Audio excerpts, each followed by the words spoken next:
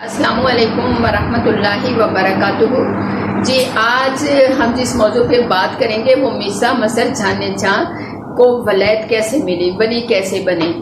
تو امید رکھتی ہوں کہ آپ جامعہ شت للبنات کے چینل کو سبسکرائب بھی ضرور کریں سننے سے پہلے، اور لائک بھی کریں اور ہمارے حوصلے بڑھائیں اور دین کے راستے میں اپنا حصہ مضبوط کیجیے۔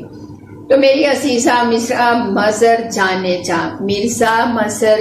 جہاں کو اللہ کی طرف سے القاء ہوا کہ فلاں علاقے کی ایک عورت ہے، اس سے آپ نکاح کرو گے تو آپ کو اس کے بدلے میں ولایت ملے گی۔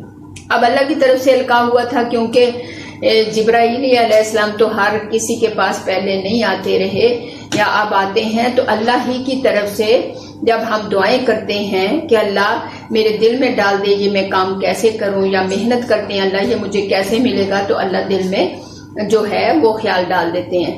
تو میری پیارے بچوں کہ ان کے دل میں اللہ کی طرف سے القاء ہوا کہ فلاں علاقے کی عورت ہے، اس سے جا کے آپ نکاح کر لو، تو آپ کو اللہ ولایت کا رتبہ دے دیں گے۔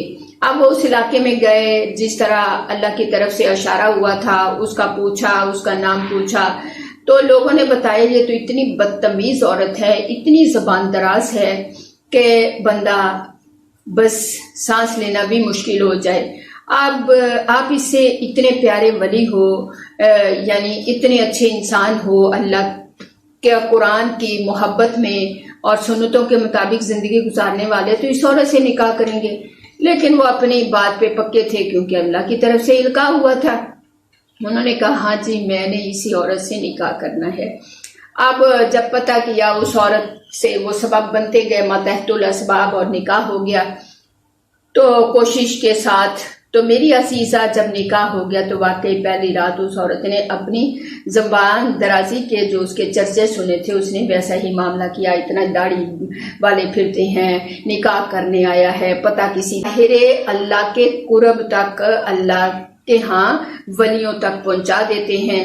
تو میری عزیزہ جب ایک دن ہوا کہ دل میں دروازے پہ آ کے دستخط دی، وہیں سے جی ڈانٹیں شروع ہو جاتی تھیں۔ جو صبر تھا اللہ کا ولی بنا گیا، اور ان کی کرامات کو سب جانتے ہیں۔ اللہ تعالیٰ آپ کو، ہمیں ایسی کوئی تکلیف ہو کسی ساتھی کے ساتھ، خواہ شوہر ہے، خواہ کوئی رشتہ دار ہے، اس پہ صبر کرنے سے اللہ آپ کا میرا اجر ضائع نہیں کریں گے۔ اسی سے یہ سب جو برکتیں، رحمتیں، یہ سب جو کرامتیں ملتی ہیں، یہ صبر ہی سے یہ موضوع طے ہوتے ہیں۔ اور اللہ تعالیٰ آپ کو مجھے ایسے صبر کی توفیق دے کہ آپ اور میں اللہ کا قرب لے جائیں اور اللہ ہم سے راضی ہو جائے، ہمارے ایمان سلامت بچ جائیں۔ جزاکم اللہ خیر۔